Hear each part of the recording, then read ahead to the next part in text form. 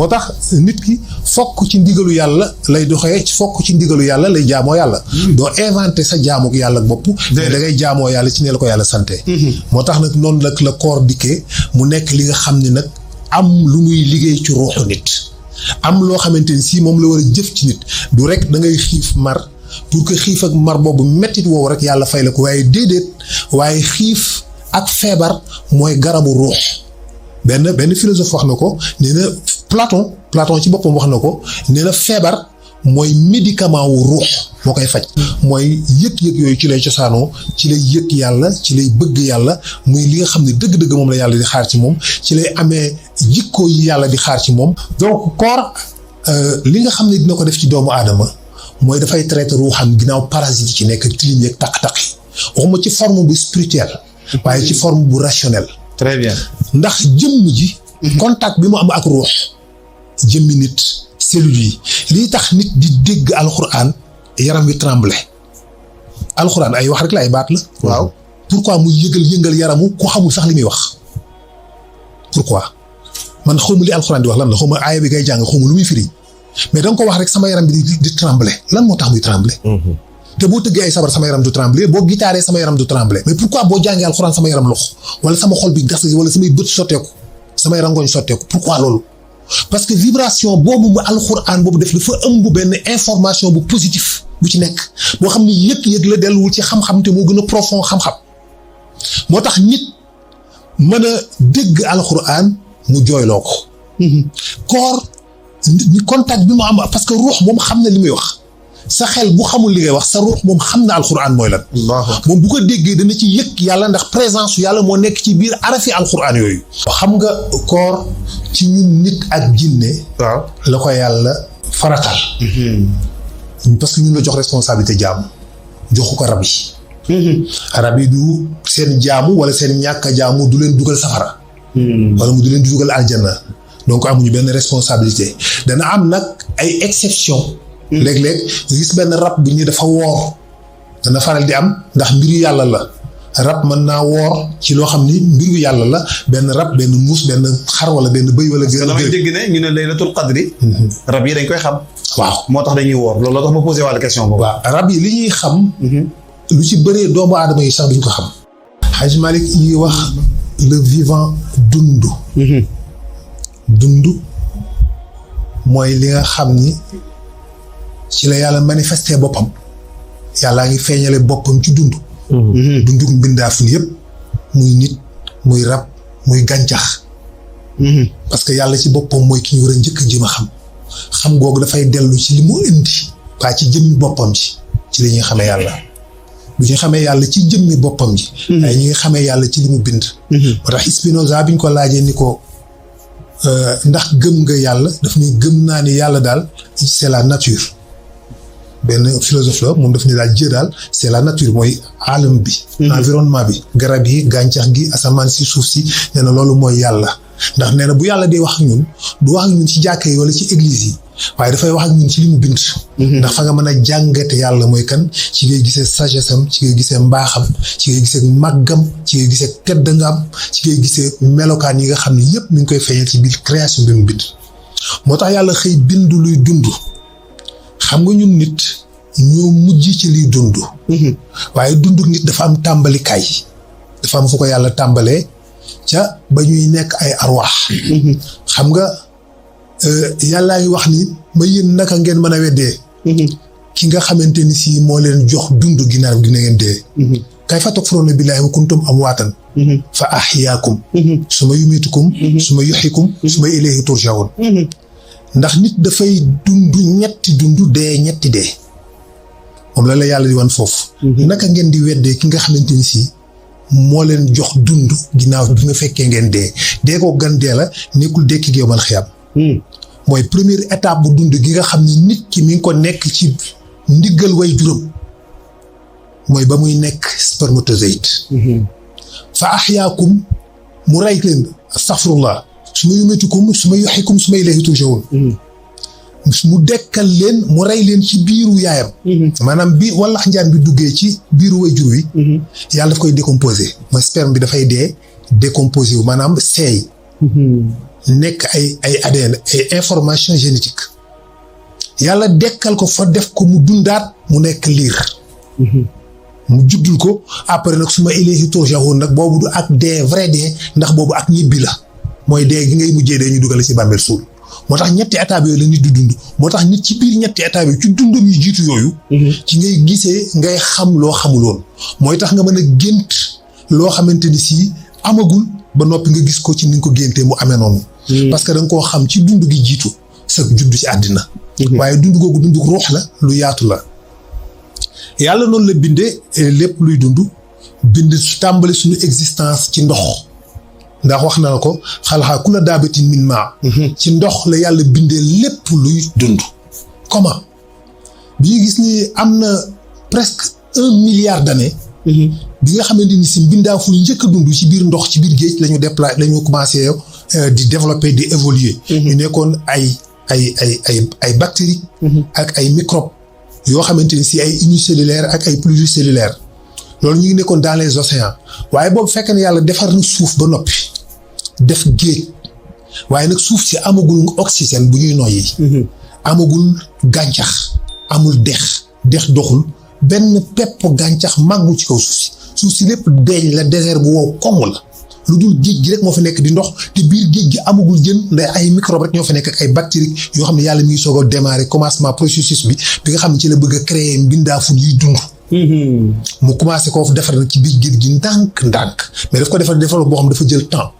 parce que y a 4 millions d'années 600 millions ci la créé li nga xamante ni si mooy les mouches après les unicellulaires les amacellulaires les pluricellulaires mu ñëw les mouches ab mu dem 360 millions d'années ci la soog a créé les fougères yooyu moo njëkk a créé les graines ci après les algues bleues et algues vertes ci la yàlla créé graines yi nga xamante ni si gàncax googu commencé di pousser ci kaw suuf si ndax boobu fekk na mu commencé di defar jaww ji ba asamaan yi te dajaloo ba formé wu pour mën a protéger suuf si ndax température yi fi nekkoon tàngaay bi fi nekkoon dootul ñëw ndax gàncax yi li koy rey jant bi ni mu koy chargé dootul accepté ndax léegi créé na à 7 couches asamaan yoo xam ni moo ñuy protéger mooy ionosphère thermosphère mésosphère stratosphère couche d'ozone et cetera donc 7 couches yooyu moo ñu protéger moo ëmb suuf si maanaam ñetti bulle la yoo xam ne yoo ëmb suuf si protéger ko pour que luy dund mën a dund ci kaw suuf si bu ko defee gàncax yi mën fee dund ndox yi mën fay nekk oxygène mën a am muy noor ak di nawet yàlla commencé liggéey boobu ndànk-ndànk kenn xalaatagul defar nit kenn xalaatagul imaginer defar loo xamante ni si mooy doomu aadama ndax dara luy dund ci kaw suuf si amagul bi mu defee loolu après des millions d'années yàlla créé nag fougères yooyu ñu génn commencé créer gàncax gi mais ci biir géej gi ci biir ndox yi mu commencé créer li nga xamante ni si mooy les unicellulaires les pluricellulaires les amacellulaires après mu créer les astropodes mooy première matière organisme yi nga xam ni dem nañ ba nekk ay mbindaaf yu dund mën na wax ni am métabolisme maanaam nekk loo xam ne dañuy consommer dara di lekk di reesal di dundee ñam ndax li jiitu loolu daaw ñu dundee ñam ndax boobu dundu ñam amagul waaye aussi également reproduction sexuée amagul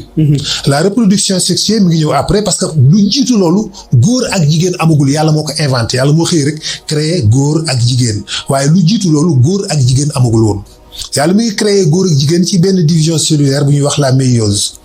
méiose benn division cellulaire la boo xam ne moo créé 2 jeux de chromosomes muy nga xamante ni moo créé la mitose moo créé les ovules et les spermatozoïdes donc à partir de ce moment-là lu commencé di am ce qu'on appelle une fécondation n'est-ce pas reproduction sexuée mais avant loolu une reproduction asexuée moo amoon mooy ay division cellulaire la doon maanaam benn cellule mooy division en 2 mais identique dañuy niroo day nekk même cellule bi lay doon du am différence du am wuute ndax ndey ak baay bu ñu amee doom ji du niroog ñoom à 100% day xaw waroog ñoom tuuti waaye kii nag boobu day nekk lu teg identique du am benn différence loolu ñuy wax les divisions cellulaires donc c'est des reproductions asexuées bi yàlla pare ci loolu nag mu dem a créer le sexe créer les astropodes mooy les mollusques maanaam lu mel ni ay yéet lu mel ni ay crabe xeetu mbindaafon yooyu ñoo njëkk a dund ci biir géej gi dans les océans il y a plusieurs millions d'années centaines de millions d'années ñu commencé nag di dund di def évolution bi commencé moo tax mu wax ne xalaqa minal maa'i kulla shay'in hayy minal maa'i kulla shay'in hayy ci biir ndox la defee lépp loo xamante ni si luy dund la le vivant la. yooyu na commencé benn évolution boobu nag nit bokku ci moom la ñeneen di dem jàpp ni donc kon nit ci évolution boobu la bokk ba nekk nit ñu ñoo dem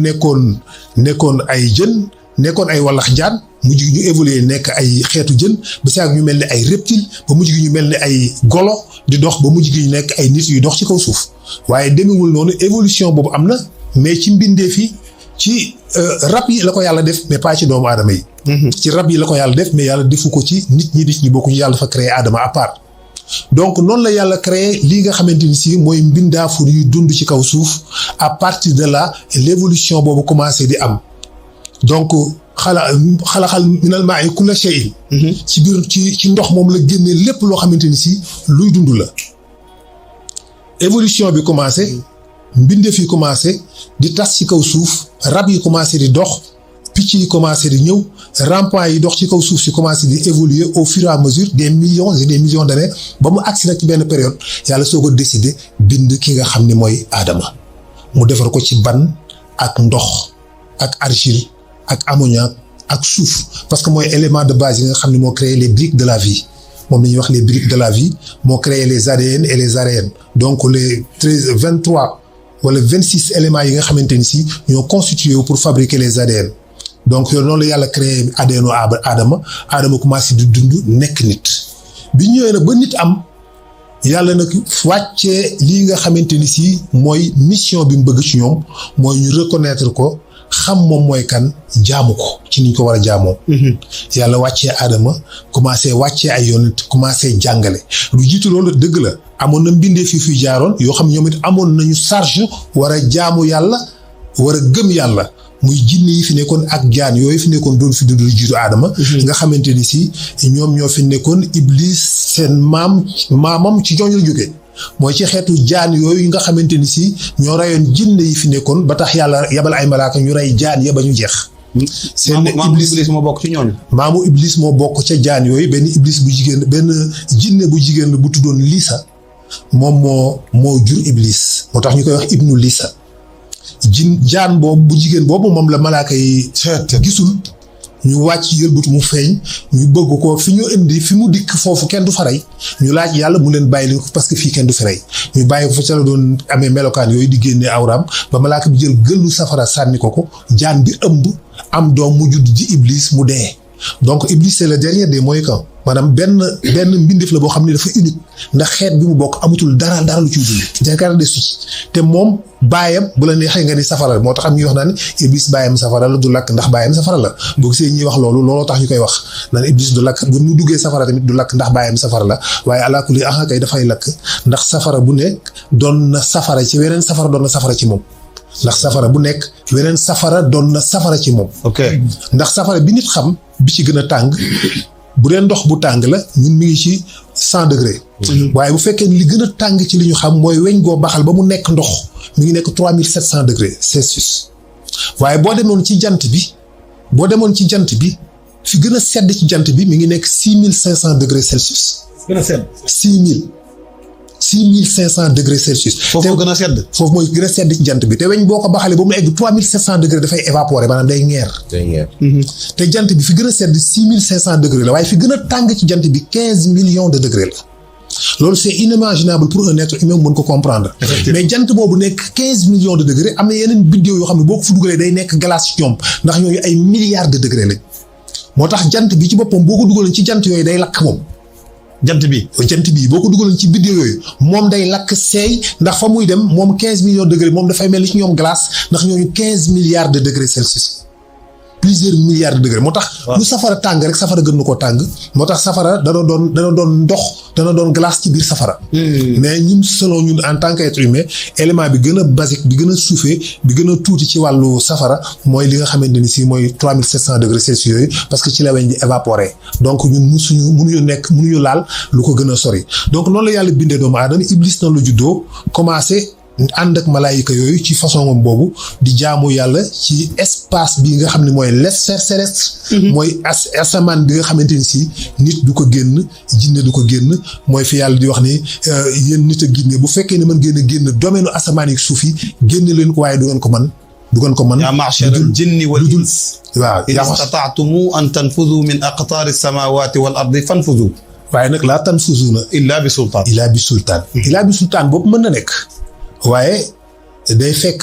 kenn moo ko mas a génn sphère boobu mooy Seydina Muhammad sallallahu alayhi wa sallam. amul kenn ku mas a dund ci kaw suuf ko génn amul benn du nit du jinne Iblis sax du ko génn l'esphère céleste boobu moom la ñuy wax mooy le voûte de la terre mooy li nga xamante ni si mooy sadd yi mooy les limites mooy sadd yi mooy limites yi nga xamante ni si nit du ko génn ki gën a sori ci lu mu tukki ci ku doon dund ci kaw suuf ginnaaw Seydina Muhammad sallallahu alayhi wa sallam mooy Zulxarnayni te génn ko jant ci boppam du génn biir kër googu mu nekk jant bi te maanaam da ko tàllal rek mi ngi mel ni nga dugg ci benn néeg dox jëm ca palanteer ba te ba nga commencé dugg ci néeg bi dox jëm ci palanteer ba ak léegi defagum na 4 milliards ak 600 millions d'années te vitesse bi ngay déplacé woo 720 000 kilomètres à l'heure la te ba léegi eggugoo ca palanteer ba. maanaam rëyaayu néeg boobu nag ci la jant bi nekk di def voyage am boobu ñu ànd ak moom ñun nekk rek benn bulu suuf boo xam ne dafay tawaaf jant bi ànd ak moom di dem donc ala kulli xaal noonu la yàlla bindee fii dund ci kaw suuf. mu farataal si ñun ñuy woor weeru koor mu sant ko Aadama xam nga boo gisee nit bu wooree jigéen bu wooree weeru koor.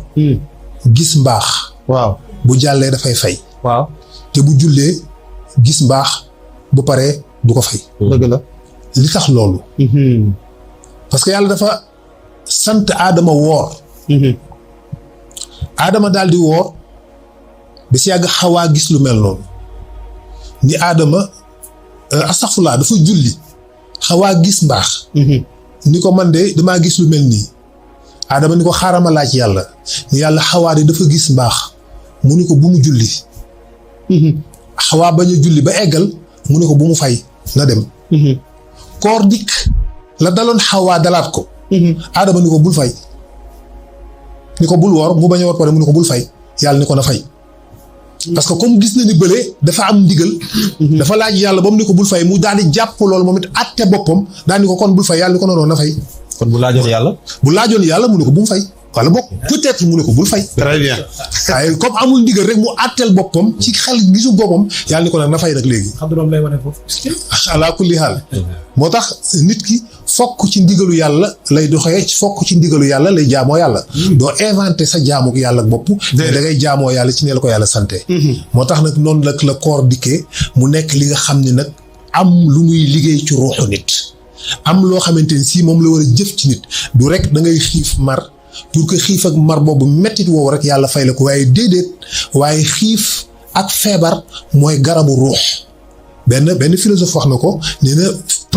Platon ci boppam wax na ko nee na feebar mooy médicament wu ruux moo koy faj moo tax nit bu seetloo ci boppam boo seetloo sa bopp boo feebaree feebar bu xaw a metti ba génn ci feebar bi. dafa am looy yëg ci sa ruux da ngay mel ni ku ñu tëggaat ci lu bees. dëgg la di nga yëg ci sa bopp ni dafa mel ni dafa am lu dañ ci yow ay diis ak takk ak gàllankoor yoo xam dafa teggeeku ci sa xol ak sa ruux te di nga ko sentir da ngay mel ni ku gën a am tijjeetu boo génnee ci feebar parce que en réalité feebar bopp mettitu jëmm yooyu dafay traiter ruuxu nit ki daf koy gratter daf koy xoos parce que jëmm mooy prison wu ruux.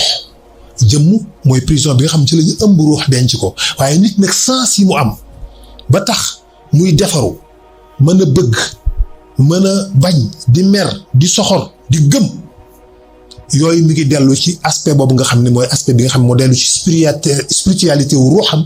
mooy yëg-yëg yooyu ci lay cosaanoo ci lay yëg yàlla ci lay bëgg yàlla muy li nga xam ne dëgg-dëgg moom la yàlla di xaar ci moom ci lay amee jikko yi yàlla di xaar ci moom ci lay mën a nekkee ki nga xamante ni fii ko wutu yàlla lay doon ci kaw suuf. mais professeur. à part nga xam ne am na njëriñ yu muy nekk ci doomu aadama bi. ci côté tuyaaba inconvénients yi ci côté bakkaar. ndax am na lu muy def ci nit ki moom koor am na benn dara lu muy def ci nit ki loo xamante ne bii ne dina ko xamal boppam dina ko sentir. mais professeur tontoogul sa question bi nga posé. waaw à part ñun nit ñi ñan ñooy woor. waaw lay tay wax ji. waaw c'est-à-dire waaw kay li ma posé woon question mooy ndax ñun ñuy dund ñooy woor ci biir ñuy dund ndax ñun nit ñi kese ñooy woor ndax jinne yi dañuy woor ndax mala yi dañuy woor ndax jamaadaat yi dañuy woor ndax ñoom ñëpp dañuy woor war a koor ñun nit ñi kese la ko yàlla jagleel loolu mooy bi ma njëkkoon posé nga tontuwaale ma ci ndax am na ay effet yu koor di def ci doomu aadama à part tuyaaba bi mu ciy sàkku wala bu ko ñàkkee def conséquences yu mu koy indi ala kulli xaal waaw xam nga koor ci ñun nit ak jinne waaw la ko yàlla faratal parce que ñun la jox responsabilité jaamu joxu ko rab yi rab yi du seen jaamu wala seen ñàkk a jaamu du leen dugal safara wala mu du leen dugal aljanna donc amuñu benn responsabilité dana am nag ay exception léeg-léeg gis benn rab bi ñu dafa woor dana faral di am ndax mbiru yàlla la rab mën naa woor ci loo xam ni mbiru yàlla la benn rab benn muus benn xar wala benn bëy wala gën damay dégg ne ñu ne laylatul qadri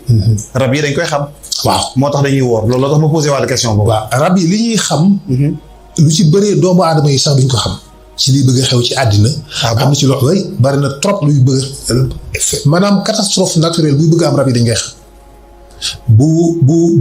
bu tremblement de terre naree am wala bu tsunami naree am rab yi dañ koy xam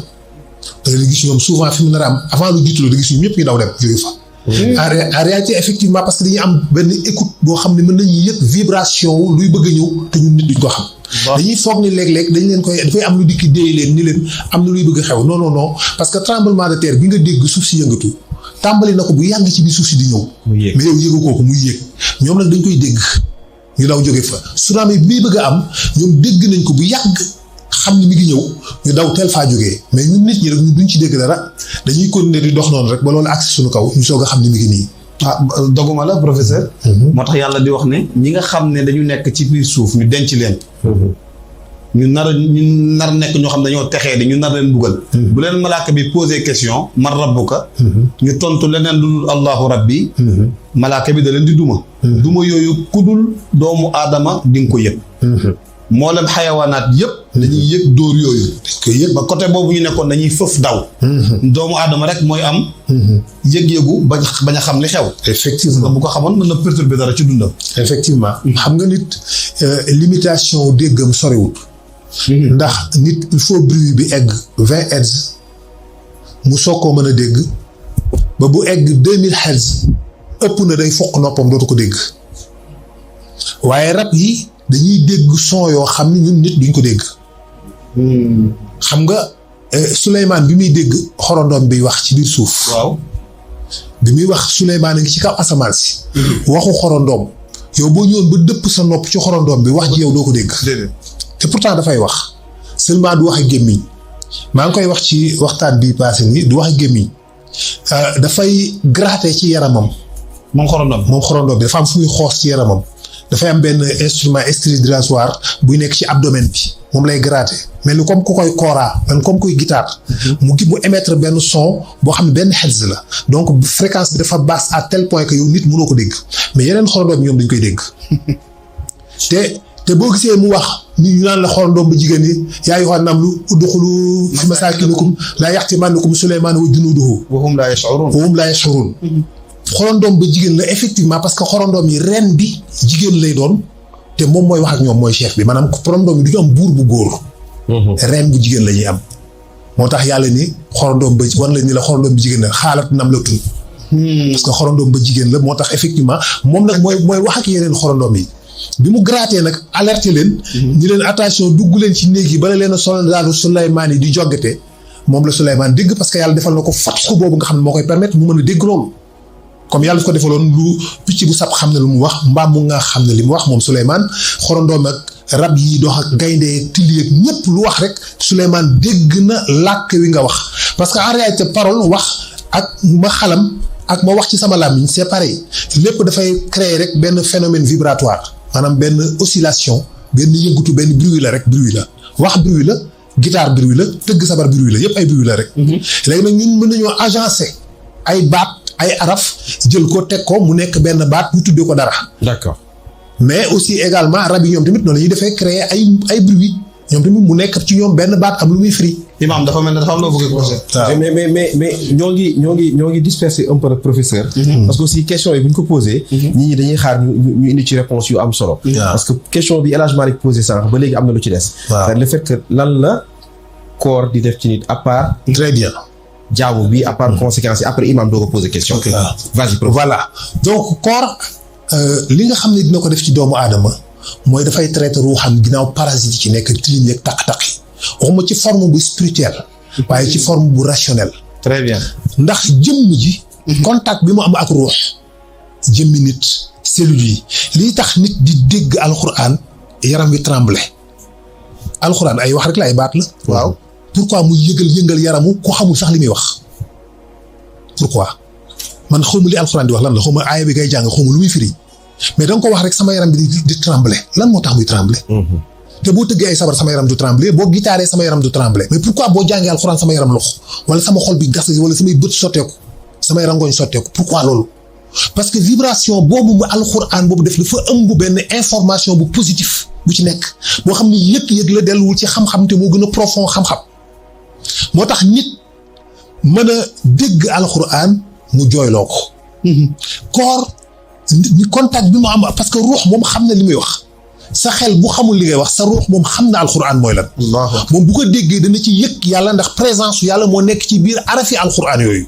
moo tax loo mën a wax boo doon mocc nit li muy wax ci faatixa bi nga jàng ko ci français nga mocc nga ko xool ba xam dina wér déedéet du wér boo ko jàngee ci chinois du wér boo ko waxee ci wolof du wér mais fokk nga wax ko ci arab pourquoi parce que araf yooyu moo ëmb fréquence yooyu nga xam ne ci la yàlla installé wu ba mën na yërmandeem ak dayoom toog ci ànd ak moom ba tax mu mën a def réaction ndax ruux mën ko dégg bu ko ruux gi déggee nag mooy tax jëmm ji yëg ko xol bi yëg ko nit ki sëmbuwaay rangooñam wala yaramam tremblé moo tax alxuraan mën a def loolu nee na koor tamit également contact bi jëmm am ak ruux parce que ruux mën nga ko jaare ci jëmmam pour dundal ruux gi ndax jëmm dafa ànd ak bakkan te bakkan moo xam bànneex moo xam plaisir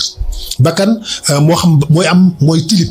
bakkan mooy denc ay parasites yi nga xamante ni si mooy lëndëmal sa ruux ba tax yow doo mën a gis ba sa xol du mën a yëg ba doo mën a bëgg yàlla ba doo mën a sawar ci jaamu yàlla léegi nag pour nga dindi parasites yooyu nekk ci nafs pour nga dindi ko da ngay attaquer jëmm ji boo attaquer jëmm ji xiifal ko mu lompañ mu faible bakkan bi dootul mën a am doole ruux gi daf koy mën a dindi daf koy mën a xeex day mën a raxas parasites yi nga xam ñoo nekk ci nafs bi ba tax nit ki am ak dal ak sakina moo tax nit ki bu génnee ci koor dafay yëg ci boppam ne dafa am benn sérénité bu tuuti bu am benn dal day xaw a dal boo génn bu koor gi jeexee boo soog génn ci koor gi da ngay yëg sa bopp ne yow da nga mel ni ku xaw a dal léegi da nga posé bu xiif amee waaw yaram bi lompoñ ruux bi day dominer bakkan bi ruux bi day dominer bakkan bi bu boobaa nag tilim yi nekkoon ci bakkan bi dafay wàcc moo tax daf koy traité da koy faj moo tax mu nekk li nga xamante ni si loolu mooy li nga xamante ni si xaaj dina ko def ci jëmm ji imam macha allahu taala waaw imam Pedre nga posé wàllu question ci loolu dama doon apporter rek benn ci contribution ci li mu wax ci wàllu maanaam xorondom waaw xam nga tey dama mos a gis benn vidéo comme ñuy wax seen façon communication boobu waaye dafa jël benn genre graine teg ko am benn xorondom bu ñëw mais xam naa ni moom loolu dafa gis ci moom mais fi mu toog comme ni professeur wax dafa mel ni am na lu mu émettre ci yeneen lu jéggee saa tuuti rek yeneen xorondom yu bëri ñoom wóor ko ngir mën ko jàpp dimbali ngir yóbbu geneen boobu noonu ci loolu laa doon intervenir pour dëggal li mu wax ni maanaam ñoom amuñu naa ñuy kiiwee mais am nañu façon maanaam moyen de communication boo xamante ni ci seen yaram lay bàyyeekoo xëy na ñàkkul ne seen antenne yooyu noonu yàlla defal leen xëy na am na lu muy jëriñ ci maanaam communiquer comme ñun suñu antenne yi lu muy capter xëy na kenn toog ci téléem di ñu seetaan ñu nit macha allah imam c'est vrai et aussi di leen rappeler si vous avez des questions mun ngeen ko yónnee ci wala ngeen bàyyi ko ci commentaire yi imam Moulay Pet dina ko relever pour mun ko poser aussi le professeur Madiama vas-y professeur c'est vrai imam xorondom dafay am ñetti forme de communication ñun nit benn façon wax rek la ñu am wala ñaar benn bi mooy waxee làmmiñ beneen bi des mooy liyaar te liyaar li mu mën a wax bariwul tuuti la mën a wax daanaka ñun làmmiñ rek la ñu am xorondom nag am na ñetti façon waxin yu muy waxee mooy dina waxee comme noonu te xorondoom yi bu ñu koy dégg amuñu ay nopp mais ci seen pooj yi lañ koy déggee maanaam dafa mel ni dafa am lu nekk seen pooj yi loo xam ni bu xorondoom bi gitaaree ñoom vibration yi ci yooyu lay dal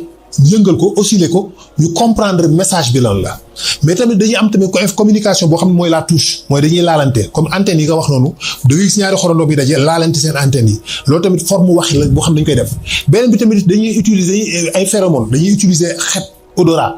am na benn phénomène boo xamante ni si bu ko xorondoom bi génnee rek bay xeeñ yenn xorondoom ñu comprendre daf ni ñëw leen ñama ngi fii dund ngi fii bu ñu mën a yóbbu wala leneen ak leneen donc ñu am na ñetti forme de communication mais ñun benn la ñu am moo tax ñun nit mënul communiquer lu bare donc ñoom noonu la ñuy dundee noonu la yàlla bindee doomu aadama moo tax ruuxu nit soxla koor pour mën a dund léegi nag bu te yaroo bu teeyee day mën a déglu day mën a teewlu boo gisee nit ñi amatuñu déglu mënatuñoo taataan yàlla mënatuñu parce que déglootuñu yàlla te yàlla boo ko dégluwul du wax ak yow yàlla du wax ak ku ko dégluwul da nga koy déglu attentivement posément ubbi sa dënn teel sa biir jox ko nopp mooy nga déglu alxuraan jox ko nopp mooy nga jàngat gàncax gi mu bind picc yi rab yi garab yi nit ñi seen jëmmi bopp lu ci nekk nga jàngat ko ca xool ko ca en profondeur yàlla jàngal la boppam loolu tamit bakkan bu teey moo koy mën moo tax ne pour nit ki ma yàlla bëgg koo dimbali pour que mu mën a déglu mu woorloo ko bu ko woorloowee mu defar ruuxam defar bakkanam mu daal di nekk ku mën a teewlu nekk ku mën a taataan leer yi nga xamante ni si mooy tukkee ci yàlla moo tax yàlla bëgg nag nit koo xam ni day dégg di déglu li nga xamante ni si mooy yàlla waaye di dégloo xolam di dégloo ruuxam boo gisee muy wax naan wala tawallaw anhu wa antum tashma'una wala takunu kallazina xaaloo sabbihna wa hum fekk moom laa yasma'un bul mel ni ki nga xam ni dafay wax ni dégg naa fekk déggul bu leen dégg ba pare dëddu loolu mooy boo déggee dëgg bul njatt sa xol parce que buggoo dëgg gi boo déggee dëgg bul njatt sa xol rejeté ko parce que dëgg gi neexu la laa tatawallaw anhu wa antum mu'ridun waaw wala taakunu kallazina xaaloo sammihna wa hum laa yasma'uun inna sharra ad-dawaabi indallaahi summul bukmu alladina kafaru fa hum laa yaqiluun ñi gën a yées ci sama mbindee fii ca man yàlla mooy ñi nga xam ne dañoo taxal seeni nopp gumbaal seeni bët nanguwuñoo gis dëgg parce que bëgguñu ko arrangé wu leen ñooñu bu yàggee yàlla dafa leen sàkk dootuñu dégg walaw alima allahu fihim xayran la asmaahum waaw walaw alima allahu fihim xayran kon la asmaahum bu fekkoon ni gisoon naa ci ñoom sincérité kon dinaa def ñoom ñu dégg xayran boobu firiwul mbaax sincérité lay firi mooy nga sincère ci déglu ba xam li kii li muy wax lan la waaye même de tant que sincèrewul moom nit kooku pour nangu dëgg même su ma ko dégguloo woon nit dafay rejeté allahu akbar même su ma ko dégguloo woon def ci nopp def ci xolam dégg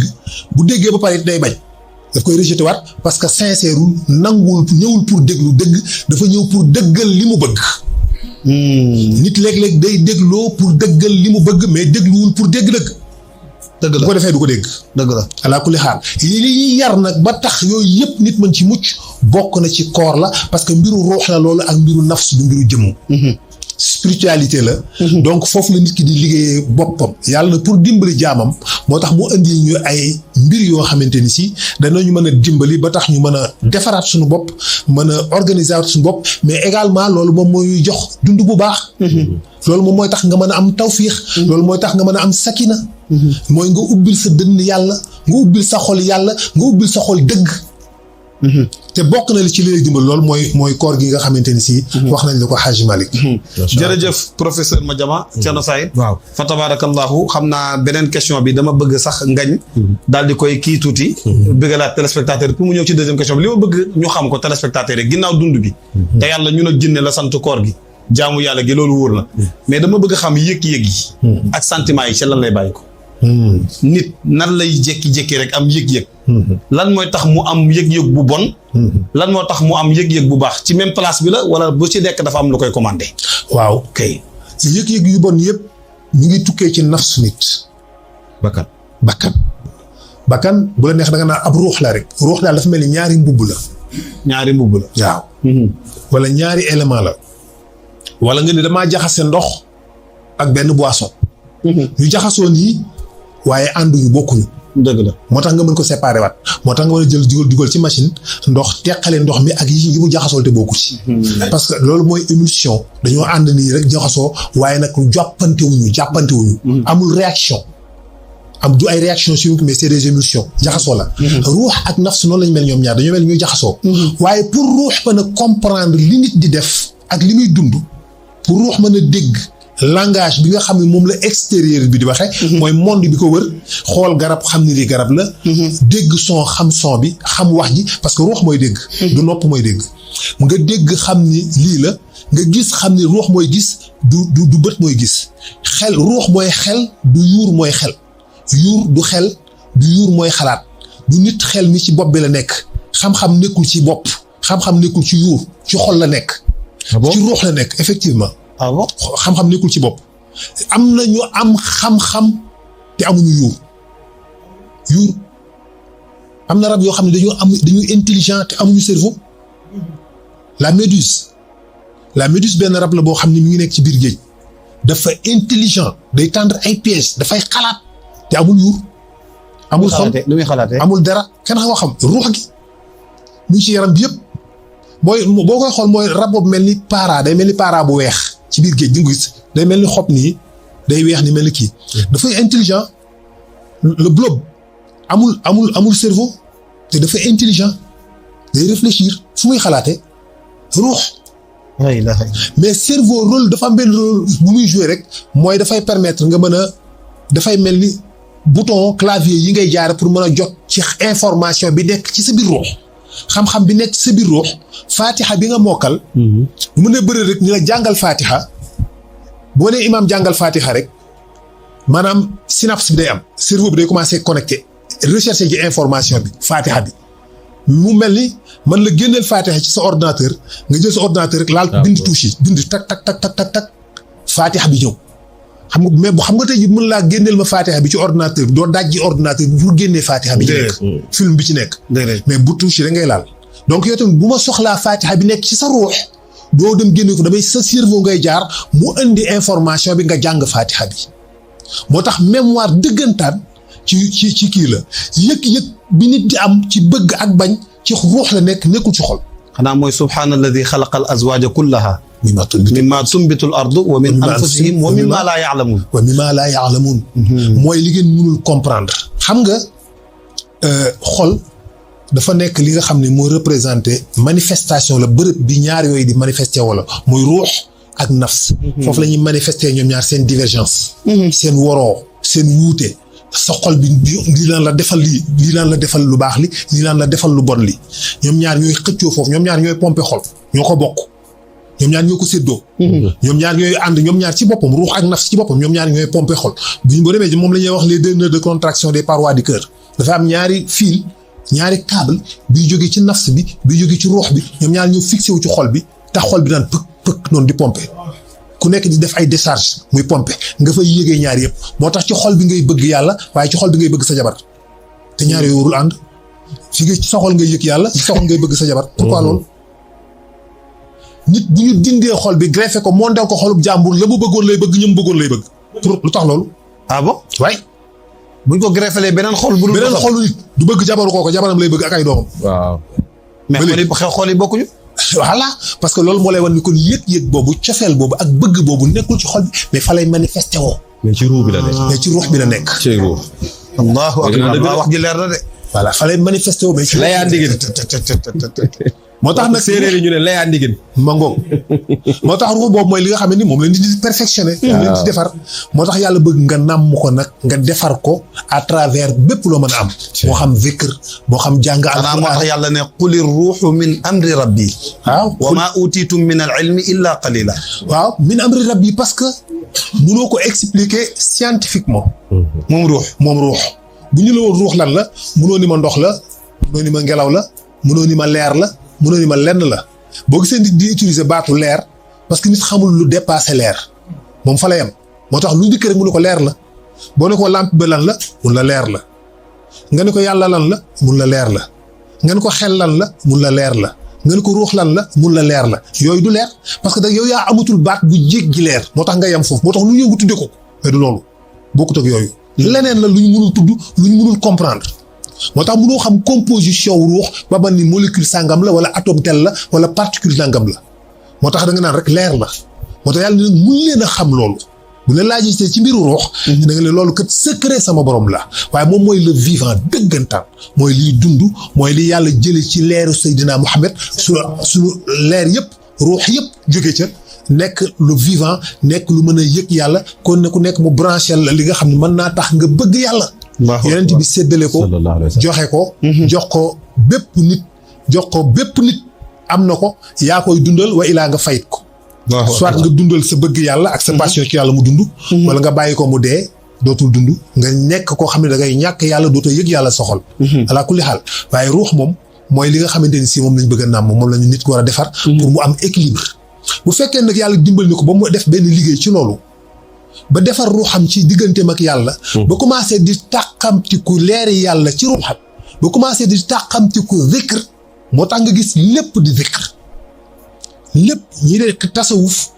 ñoom ñooy ñi nga xam ne dañuy dundal yàlla dëgg-dëgg ci seeni xol ci seen ruux ndax dañoo taqoo zikr tudd yàlla yooyu tudd yi ngay tudd yàlla noonu moom mooy li nga xam ne mooy leer yi nga xam ni mooy balayer mooy raxas mooy gratter waaye mooy alimenter mooy arroser sa ruux ci yàlla ba tax nga ëppale sa bopp yu bare moo tax ñooñu tasawuf da ngay gis ni dañuy mel ni yi mbiri àddina dafa mujj mel dañ ko seexlu dafay mujj doye di ci seen kanam mu tasawifuuna yi waaw dafay mujj tuuti ci seen i bët alal yeeg kër yeeg dañ koy mujj seexlu ndax la ñuy yëg ci seen bopp romb na loolu ndax la ñuy yàlla gi ñuy yëg ci seen bopp moo ëpp doole loolu bu ko defee ne kooku mënutu la am stress su àdduna mënutu koy stress parce que moom léegi dafa dominer àddina nit bu bëggee dominer àddina day fexe ba am lu dàq àddina mooy nga fexe ba yëg yàlla ci sa xol boo xasee ba yëg yàlla ci sa xol rek xeeb nga àddina dafay tuuti sa kanam moo tax da ngay mujj da nga koy seexlu alal yeeg kër yeeg tool yeeg yooyu dafay mujj nekk yu doye di ci sa kanam yu waye di ci sa kanam liy defal loolu nit mooy alimentation bi nga xam ni def na ko leerug yàlla ci xolam dundale ko à travers zikr te it mooy li nga xam ne mooy dindi parasite yooyu xam nga istixfaar yi ngeen di def waaw maa ngi dégg Seex Ngañ mi tàmbali mu ne astaghfirullah azim allazi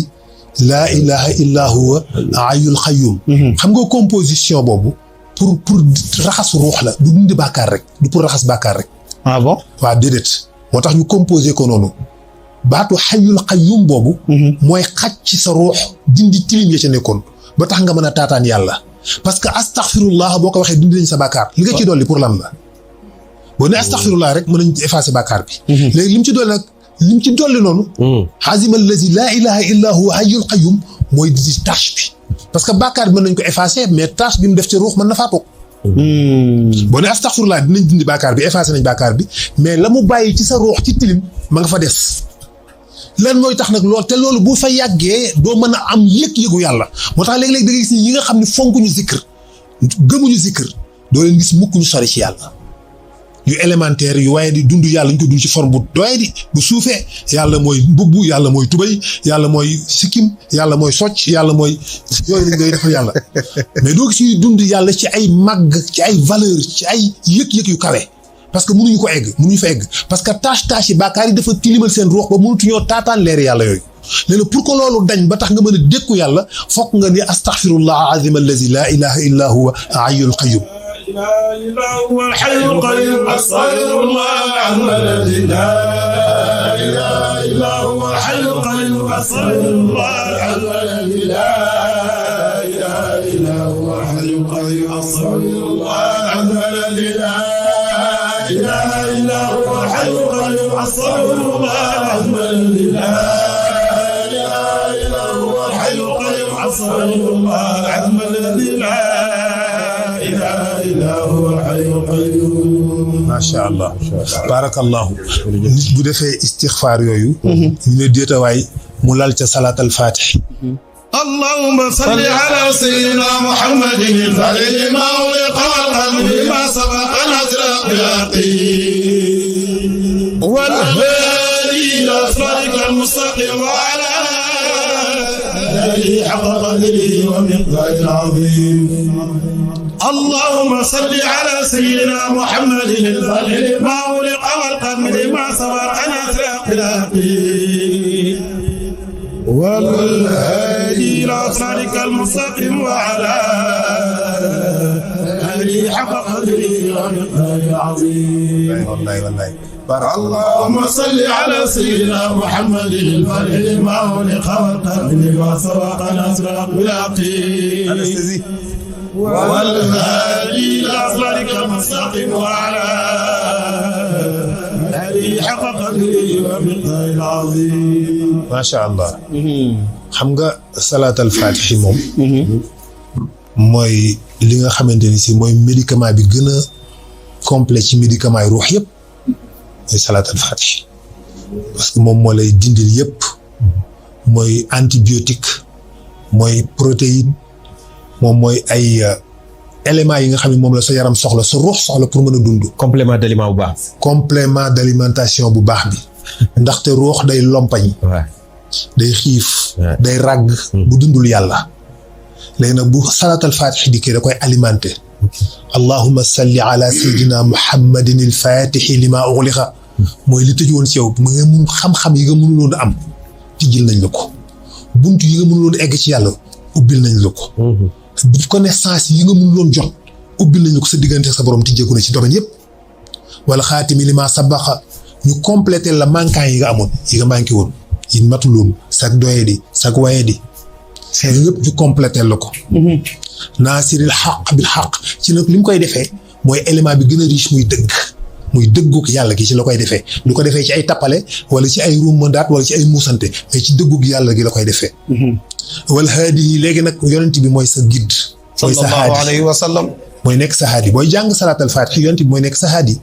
moo tax da ngay tudd turam ndax nafsam nga jël instant boobu booy jàng salaatal faatihi dafa mel da ngaa jël nafsu yonent bi sol ko mu doon sa bubb nga nekk ci moom ndax nafsu yonent bi mooy salaatal faatihi wal haadi yi ila siraatikal mustaqim wa ala alihi haqqa qadrihi wa miqdaaril aziim léegi nag pour sa ruux alimenté wu mun la ñëwaatal ci yonent bi ba tey mais jëlal ruuxam bi yoon mun la demal ci jawhara moo tax bi ngay jàng jawhara doo tudd turu Muhammad sallallahu alayhi wa sallam te moom ngay wax mais doo indi tur wi xam bi ngay jàng salaatal faatiha da nga ni Muhammad allahumma salli ala sayyidina Muhammad parce que ibnu Abdallah la rasulillahi la mais bi nga ñëwee ci jawhara yaa ngi ci ruux bi foofu amatul mënatoo ko tudd ndax génn nga ci cadre jëmm ji ak sayyidina Muhammad ki ibnu kenn léegi yaa ngi ci ruux ba ca ba muy nekk avant lu jiitu nit di am foofu ngay dellu moo tax foofu da nga koy décrire métaphore la loolu abstrait la da ngay rek melal allahumma salli wa sallim ala ayni rahmati rabbaniyati wal yaqutati mutahaqiqatil haitati bi markazil fawmi wal mahani parce que muhammadu rasulullahi alayhi salaam اللهم صل وسلم على عين الرحمة الربانية والياقوتة المتحققة الحائطة بمركز الفهوم والمعاني ونور الأكوان المتكونة العالمي صاحب الحق رباني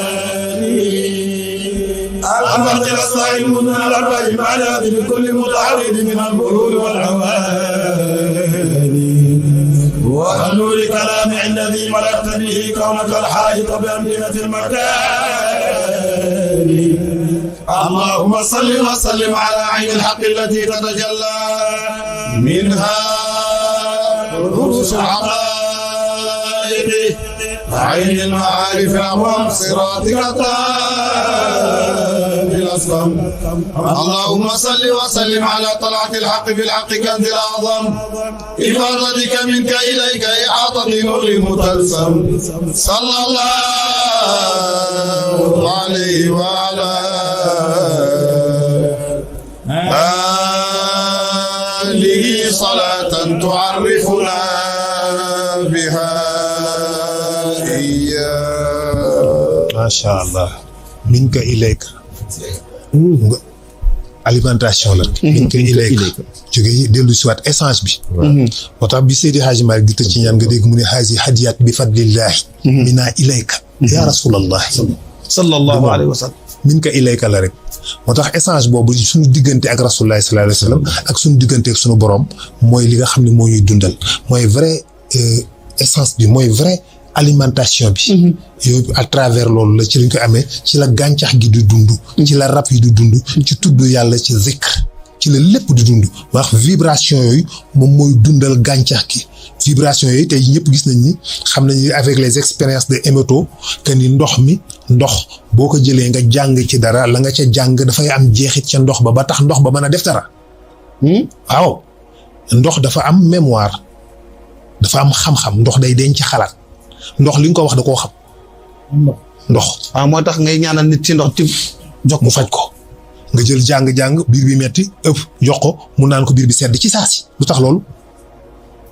lan moo tax loolu mën a nekk pourquoi lu tax parce que te li nga wax ay wax rek la ay baat la parce que course bi nga jàng ndox mi xam na ko dégg na ko téye na ko moom ndox mi soppeeku na jël benn melokaan boo xam ne dana traité méttitu biir boobu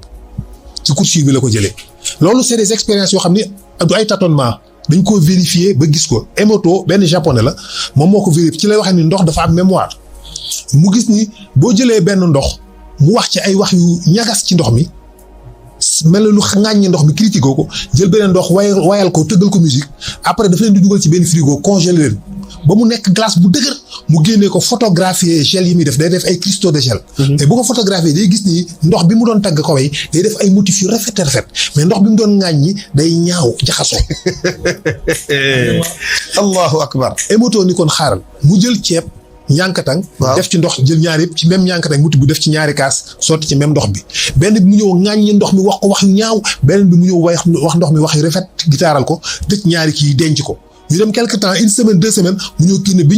mu doon xas mu fekk mu lakk bu ñuul kukk bi ci des moom compté 7 8 weex tàll mu defaat beneen expérience mu jël benn tool jël benn ndox def ci ñaari mbalk bii mu ñëw ñu gitaaral ko tëggal ko ay musique ndox bii nii du yàgg ndox bi mu ñëw ŋàññi ko saaga ko xaaj tool bi ci digg bi arrosé bii genn wàll gi arrosé bii genn wàll gi partie bi nga xamante ni si moom la ñu doon ŋàññi donc fruit dafay yeex a ñëw garab yi ndaw tuuti wex bi nga xam ne nag moom la ñu doon gitaaral fruit meññ naat sucré moo tax Emoto ni kon ndekote ndox dafa am mémoire moo tax nag nit di jël alxuraan jàng ko ci ndox tëfli ko ca ndox ma mën a def réaction kon da nga gis ni vibration tout est question de vibration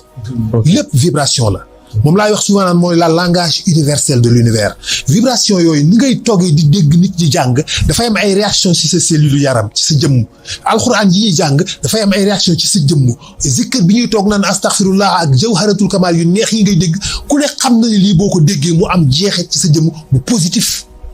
di nga yëg ci sa bopp ak dal benn sakina moo tax boo xëyee suba julli lal sa mbalaan wasifa ba pare génn da ngay yëg ni da ngaa bees tàq da nga am force da ngay am kattan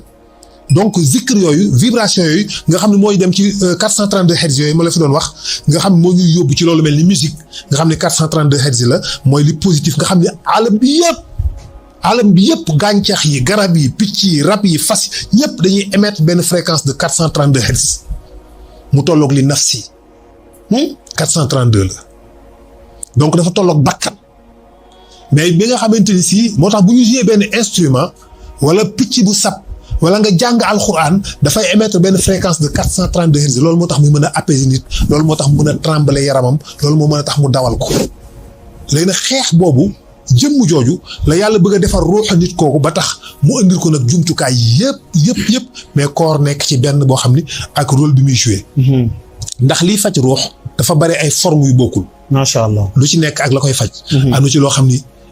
koor moo koy def ci moom am na ci loo xamante ni jàngal xuraan moo koy def ci moom am loo xam ne zikr moo koy def ci moom am loo xam ne li tax yàlla créé ay jaamu yàlla yu bare bu ci nekk jeexit bi mu am ci nit ki bokkul ak bi ci des ok am na feebar yoo xam ne feebaru ruux yoo xam ni julli rek moo ko mën a dindi julli rek leneen du ko dindi feebaru xol yoo xam ni julli rek moo ko mën a faj am na feebaru xol yoo xam ne zikr rek moo ko mën a faj am na feebaru xol yoo xam ne dem jàkka kese moo ko mën a faj am na yoo xamante ni si seeti mbokk rek moo ko mën a faj. Mais comment le savoir? nit bu demee bu duggee ci jàkka di julli nga gis muy wonk am na feebaru xol buy faju xam nga léeg-léeg gis ko xam bu duggee ci jàkka buy rukkoo da ngay dégg mu ne mu mel ni ku wonk buy siggi da ngay day sonn day yàkkamti julli gi jeex mu génn jàkka ci. waaw instant boobu dafa am lu ñuy xacc ci ruux bi lu ñuy dindi loo xam ne sujjóot ci biir jàkka moo koy dindi mais du ko yëg mais bu saxalee ko nit dem loolu dafay dañ au fur et à mesure dafay nekk à l'aise. effectivement. nit bu commencé di zikr léeg-léeg dafa yëg day diis ci moom. bu commencé nga jël li mu istixfaar nangam par gis commencement bi di diis mais day dem saa gis mu oyof ci yow yomb. ce n'est pas question de parce que da nga koy répéter chaque jour déedéet parce que dafa am lu mu xàcc lu mu dindi lu doon bloqué loolu la teggi. mel ne comprimé booy naan tout le temps. bu ba mu faj traitement bi jeexee rek da ngay wér. nga wér. boo koy naan xam nga am na bàkkaar sax yoo xam ne yonent bi alayhi salaatu wasalaam nee na bàkkaar yoo xam ne istighfar du ko dindi. déedéet. salaatul faatiha du ko dindi. déedéet. li koy dindi mooy nga génn dem utal sa njaboot dundee ko mooy tax bàkkaar bi wàcc. alaa kulli haal. kon doon la loolu sa lu déggable la. am na ci loo xam dox mbokk. génnee zakat. génnee azaka. am leneen ak leneen moo tax yàlla indi formule yu bare sinon yàlla mënoon na jël benn forme jaamu yàlla rek nee na jël julli rek. et li tax mu diversifier ko noonu. kon li aj Màkka di def koor du ko def. déedéet li aj Màkka def du ko def. aj Màkka rek moo ko mën. ku nekk ak sa mission. am na loo xam ne aj Màkka rek moo ko mën Màkka ngay dem tawaaf ko mu xàcc la dëggantaat am na lu mën a dindi ci loo xam ne loolu rek moo ko mën a dindi. d'accord. Moulay Imam da nga amoon question. jërëjëf. waaw.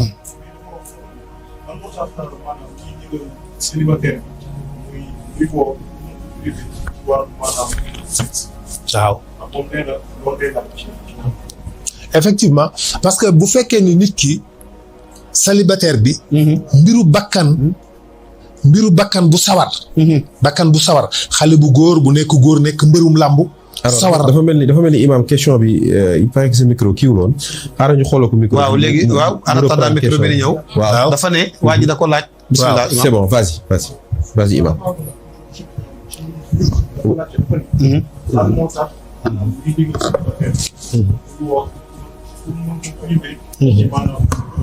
tuddee wàllu sexe. maanaam lan moo tax ñuy digal célibataire bi. muy woor pour mën ko maanaam privé bakkanam. ci wàllu sexe xam naa sax peut-être xadis bi yonent bi sallallahu alayhi wasallam wax ci.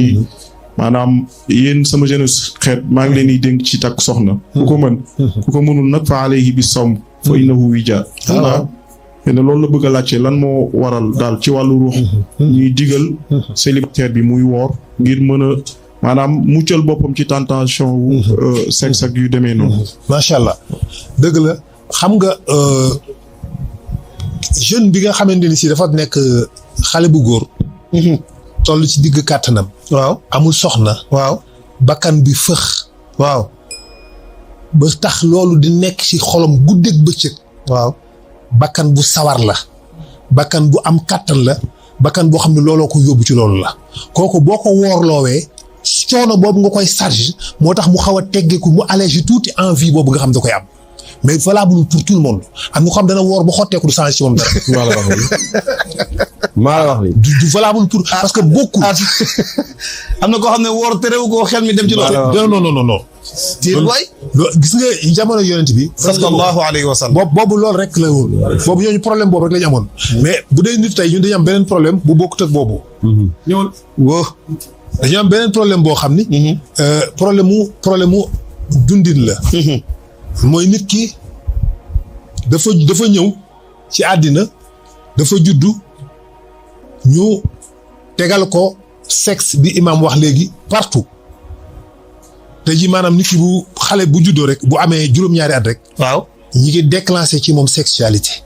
ah bon waaw ñu ngi ko ciy jàngal di ko ci former bu baax a baax ci façon bu gën a garaaw te duñ ko yëg waaw parce que dañuy fexe ba.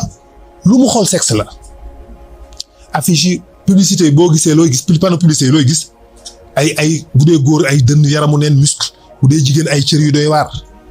la góor gu doon wax naan man de xaw ma naan boisson lu ci jar taatu neen fekk boobu dama gis ñuy publicité benn boisson nekk ci place bi sol ay seen sol yooyu rek di naan mu ne man de xaw ma naan boisson lu ci jar taatu neen waaye publicité la donc nga gis ni noonu ñu partout la buy seetaan télévision waaw waaye dañ koy defal benn film boo xam ni parce que dañuy am ay film yoo xam ne pour loolu la pour propagande jëme ci lu mel noonu la film boobu day ngay gis moom xale bi toog di ko seetaan day gis ku góor ki ku jigéen kii di daje souvent gis bu ñu ñëwee dajale mel ni kuy bëgg a fóonante ngeen baal ma mais bu ñu ñëwee ba jub ba nga xam ne loolu rek a ci des rek dañ koy dagg gis nga loolu ñu ko dagg boobu ñu koy dagg moo gën a garaaw sañu eggali woon ko ahandi waaw tout téeméer junni yoon boo ko eggalee rek day da am na fu mu ko classé. day banaal ci moom. waaw mais boo ko daggee foofu nag imagination nga déclenché. léegi day xalaat. la ilaha illallah. da koy jox benn plaisir boo xam ni amu ca. ba tax mu génn di ko wëri. da ciy imaginer benn plaisir. neexaay bi mu ciy imaginer. nekku ca bu demee du ko ca fekk. mais loolu lañu xam nañu fii nga dagg ko fii moo gën a dangereux fuuf nga bàyyi ko mu gis ko ba egg ba mu jeex. buñ ko ñu wan ko léeg-léeg ku góor ku jigéen ñu mel ni kuy bëgg a sëy dem ba ci dernière seconde yooyu rek ñu dagg ko foofu. bu ko defee xale bi xel mi tukki na léegi nag day imaginer lu extraordinaire loo xam ne. dans la réalité lan mooy xew après. waaw lay xew. plaisir ba mu ciy xalaat ci xelam ci dëggantaan mënu koo am léegi xelam da ko yóbbu fu sore foo xam ne ci bu demee ba def ko du gis du am satisfaction bi xelam doon làmbatu du ko am. mu wëri keneen ni kon du kii. dem ci ko gudd ka du loolu dem ci ko gàtt ka du loolu dem ci ku ñuul ka ku weex ka du loolu mu génn gaam ni kon naa dem ci ngeen baal ma ci moroomu góoram. moo indi góor jigéen. loolu mooy day yóbbu nit ba foofu. ay vice la daal mooy ay quête de plaisir la dafa am plaisir booy làmbat bu existé wul.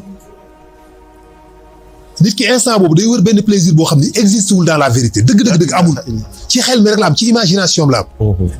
satisfaction bi mu bëgg ci imagination bi la am mais amul ci dëggantaan. léegi nag moom da koy jéem a wër di ko làmbatu fu mu dem du ko daj fu mu dem du ko daj ba mujj gi muy dugg ci yeneen gaab yeneen cadre